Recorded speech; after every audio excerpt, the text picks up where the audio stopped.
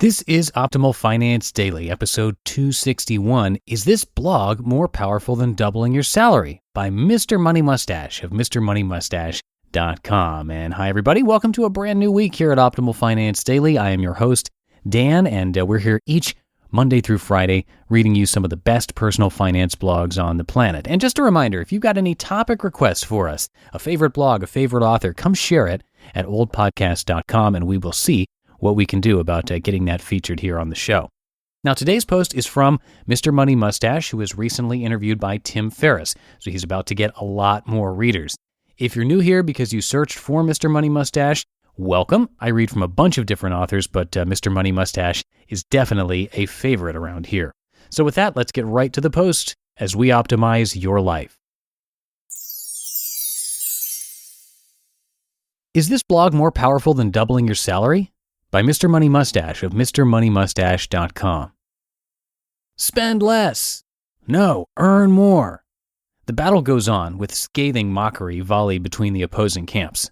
Mainstream personal finance pundits like Dave Ramsey and Susie Orman advocate lower spending for those in debt, yet they have an apparently unlimited upper ceiling on how much increased spending can still lead to happiness, as evidenced by the high-spending lifestyles they are living today.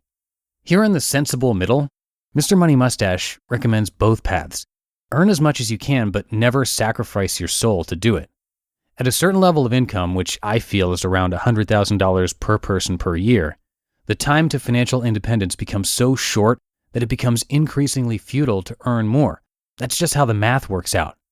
But all the earnings in the world are useless if you never know the meaning of the word enough. So get that concept in place right away before wasting your time with increased income.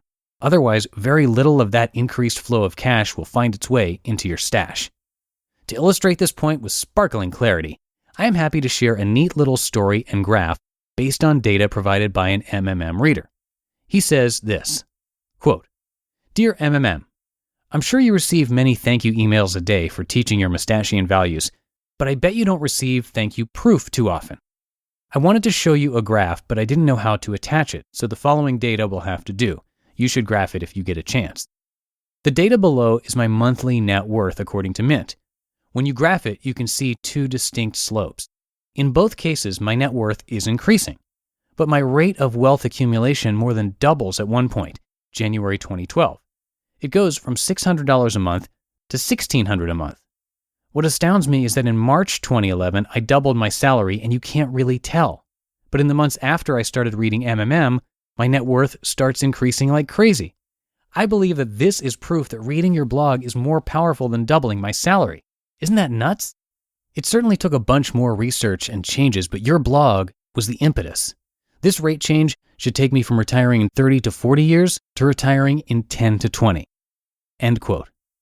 Following his advice, I graphed his data and added annotations. I was naturally both pleased and intrigued by the result, and so I wrote back and asked our friend for more details on exactly how he accomplished these feats, both doubling his salary and increasing his savings rate. The answer, quote, "So here's how I was able to double my salary. Right after graduating college with a bachelor's in mechanical engineering, I started graduate school. Tuition was waived and I got a research assistantship making about $25,000. That seemed to be plenty to live on, but the research was boring. In March 2011, I quit grad school because I got a job at a giant company working in their corporate sustainability department. It's a dream job because they actually pay me to calculate and analyze their carbon footprint. It's great. Anyway, my salary increased to about $50,000. It's hard to admit, but I went through some major lifestyle inflation. I moved to a big city, which is 30 miles from where I work. I started spending money like it was my job to fill the new apartment with furniture, drive to work every day, keep up the car, shop at Whole Foods, buy lunch at work every day. I took some expensive trips across the country too, and I started spending more money on Christmas gifts and charities. This all seemed like a great idea because as long as I had a fairly positive savings rate, I figured that that's what I was supposed to do. I never took on debt, car payments, or credit card balances, and I tracked my finances reasonably closely. So in December 2011, while searching for this article, Men with Mustaches Make More Money, your blog popped up. Although I never found a post related to that news article, I knew I'd struck gold. I read every post you'd ever written in about a month. After that, I read many personal finance books and blogs as well as investing books. It all started to become so obvious to me. Here's a list of the changes I made in a relatively short period of time. I started taking public transportation to work, started biking anywhere within a few miles. I stopped buying extra stuff like tech gadgets, extra clothing, impulse Target buys. Food. I switched to a super cheap Bosnian grocery store with great produce. Made lunch every day, cooked more meals, cut my monthly grocery budget in half. I bought dry goods in bulk, fell in love with oatmeal, opened an online savings account, opened a Vanguard IRA with simple index funds. I got a 1% cash back card. I opened a Vanguard taxable investment account with simple index funds. I ditched cable, started doing home energy audits for friends and family, $100 a piece. I got a 4% raise because I exceeded expectations at work. I increased my gas mileage from 24 to 27 miles per gallon by slowing down. I used GasBuddy.com to find cheaper gas. I bought all LED light bulbs, got them super cheap through my work. I can't point to any one thing that accounts for the slope change. I just started making changes and they kind of built on each other.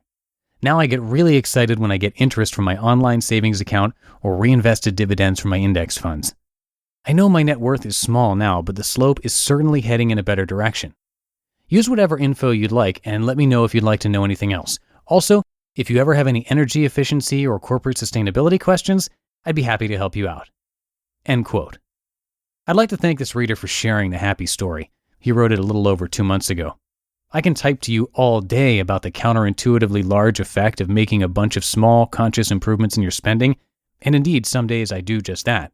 But until you see it applied to real life like this, where the graph of your wealth takes a sudden bend and your mandatory work career is suddenly chopped in half, it can be hard to convince people of just how useful it is to understand your spending instead of just endlessly chasing more income. You just listened to the post titled, "Is This Blog More Powerful Than Doubling Your Salary?" by Mr. Money Mustache of MrMoneyMustache.com. Now, we're only 2 days away from our next book giveaway. Here at Optimal Finance Daily, we give away a book to a random person on our mailing list on the first of every month. And if you want to be part of that, plus if you want to get some free, helpful spreadsheet tools from us, come by oldpodcast.com and enter your email address. That will put you on our weekly newsletter list, and that covers some life tips, quotes, and some updates about the podcast. And you'll also get that free stuff from us, and you'll be entered into those raffles automatically. So to join, again, just come by oldpodcast.com and enter your email address. And that's it for episode 261. Have a great rest of your Monday, and I will see you tomorrow where your optimal life awaits. Hello, Life Optimizer. This is Justin Malik, creator and producer of this podcast, but also Optimal Living Daily, the show where I read to you from even more blogs covering finance, productivity, minimalism, personal development, and more from incredible bloggers like Derek Sivers, Zen Habits, Mark and Angel, The Minimalists, and all the ones you hear on this show too. So if you enjoyed today's episode and like taking amazing blogs on the go, come on over to Optimal Living Daily and subscribe to that one too. And together, we'll start optimizing your life.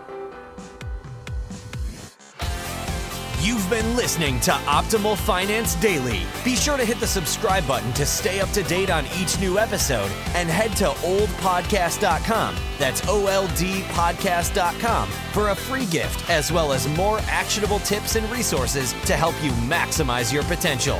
Thanks for joining us, and remember, your optimal life awaits.